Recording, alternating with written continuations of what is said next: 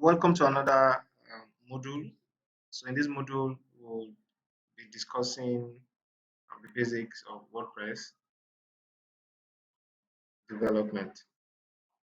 So first, we'll need to understand what a WordPress software is. So WordPress is a web software you can use to create a beautiful website or blog. We also like to say that WordPress is both free and priceless at the same time. WordPress can also be described as an open source software system used by millions of people around the world to create beautiful websites and blogs. It is completely customizable by the use of themes and plugins. Themes can be easily downloaded from the official WordPress site or from hundreds of other places around the World Wide Web. The same goes with plugins, which are used to extend the functionality of your WordPress website. So this is a graphical representation of what your admin login page looks like. So before you can make any changes to your site, you will need to log in.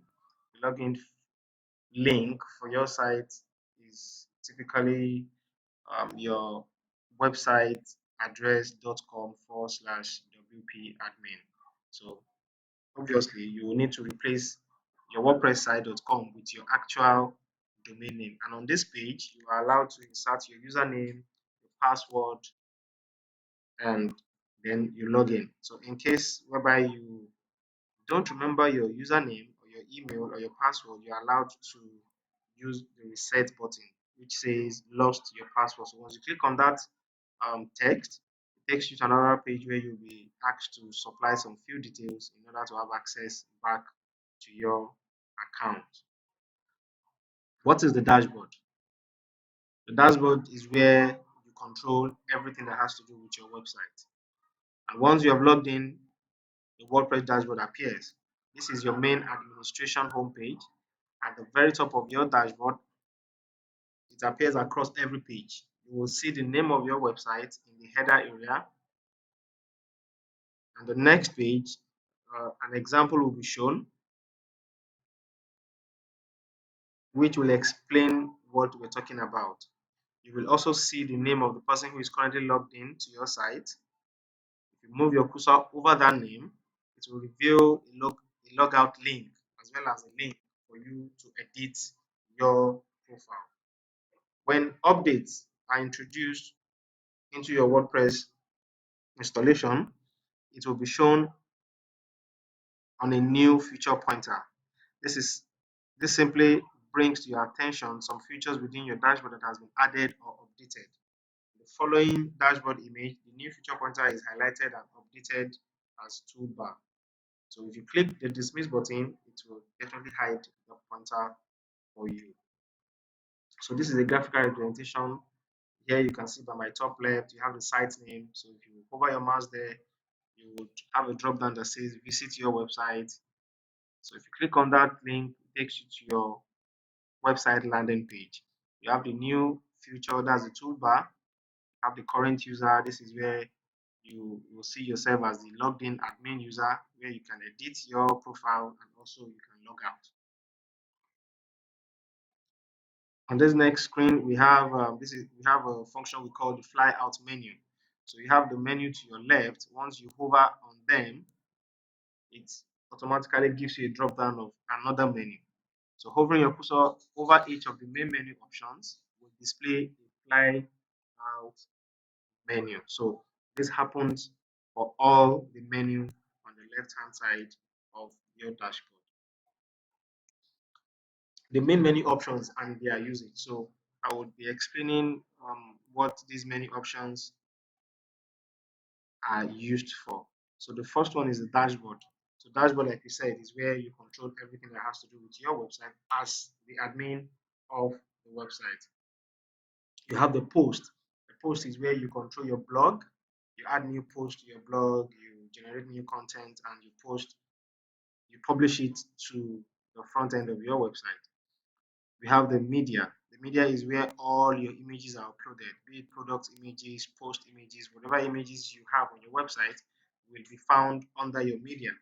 You can upload images in bulk there, you can edit them, you can delete them. You have your pages. So pages is where you develop your website. So we have your contact us page, you have your about us page, you have your landing page, you have your blog page. All are under pages. When you go to comment handles every comment that comes from your users in the front end. So when you post a blog content to your website and people come under it and they comment, you will find those comments under the comment menu, whereby from there you can either make them go live, you can delete them, or you can mark them as spam. Under the appearance, you're allowed to customize your website and do a lot of changes. The plugins is where you add new plugins. You see plugins that you have installed, you can deactivate, you can deactivate. Under the users is where you have the list of all your users, you yourself as the admin. You can add new user manually, you can edit, you can reset their password, and many more. Under the tools, you have settings. So under settings, you're allowed to change your website name, change your website tagline, your motto, you can change your permalinks, you can do a lot of settings from the settings page. So what is the toolbar? WordPress toolbar is a way of easily accessing some of the most common WordPress features. When you are logged into your WordPress dashboard and you visit your website, you will see the toolbar running across the top of your website. This bar only appears if you are currently logged in to your WordPress site, which means it won't be visible to you. It won't be visible to your everyday site visitors. If you are not logged in, the toolbar won't be displayed. Some basic features of the toolbar. What does it allow you to do? So it allows you to visit the WordPress site, the WordPress.org site, the codex or support forums.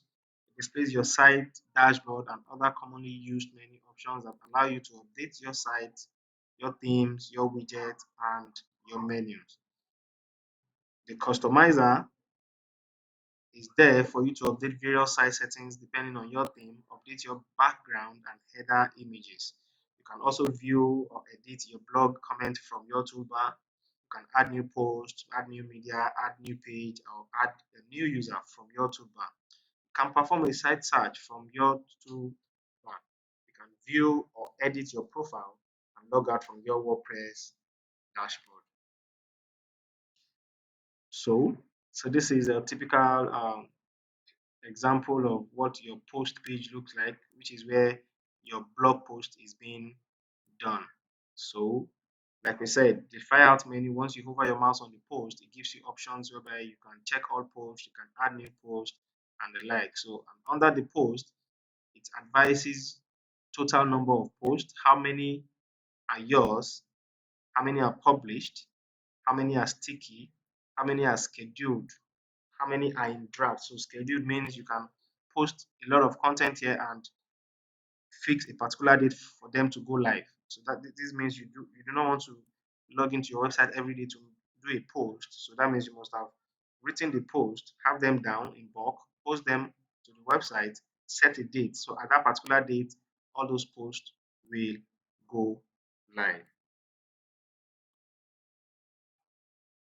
The next is the pages. So it also has its own features. You can see all the pages that has been created, those that are yours, that you have created yourself, those that are published, and those that are in draft. So, and when you hover the cursor over each row, it will show you your various options that you can perform. So you can edit.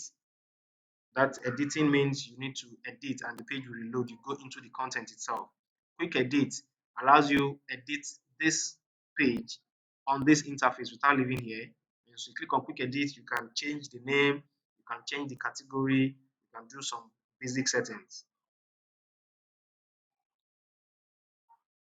Under the pages and under the post, you have options to save drafts. So while you're creating a post or a page, WordPress has the capability to auto save at intervals. So in the event whereby your website crashes or your laptop goes off, you come back, you will meet that post you were doing under the draft. So you have the draft. The save draft button allows you to save your page and will only appear if your page or post has not been published yet. You have the preview button, which allows you to preview your page. The preview page will open on a new browser tab or a window. They have the publish button. Each time you're writing a new post or creating a new page, the publish button is what you get. But the moment you have published, it becomes an update button. So once you publish a page or a post and you go back there to make new changes, the button becomes update. So here it says the publish button allows you to publish your page or a post. Unlike previous versions of WordPress, publishing your page is now a two-step process. After clicking the publish button the first time, you are then shown a new panel with a confirmation message and another publish button. This panel also allows you to change the visibility of your content and publish date and time. Clicking this second publish button will actually publish your content and make it live on your website. You have the update button. So if your content is published, then the publish button will now be replaced with an update button, just like in previous version of WordPress. Clicking the update button saves your current changes. And you have the settings icon. The settings sidebar shows all the settings of your page or your post, including elements that you are adding, like featured image, specifying your categories, your tags on post, or selecting pages or post templates. Clicking the settings icon will show and hide the settings bar. The last icon in the toolbar is to show more tools and options icon. This button provides access to a number of ad hoc settings. You can turn off or turn on the top bar and spotlight mode. You can also display your content using the visual editor, which is the default mode for adding blocks, or using the code editor, which allows you to edit the underlying HTML. You can also show the block editor tips. View a list of the editor keyboard shortcuts and also copy the content in your page with a single click.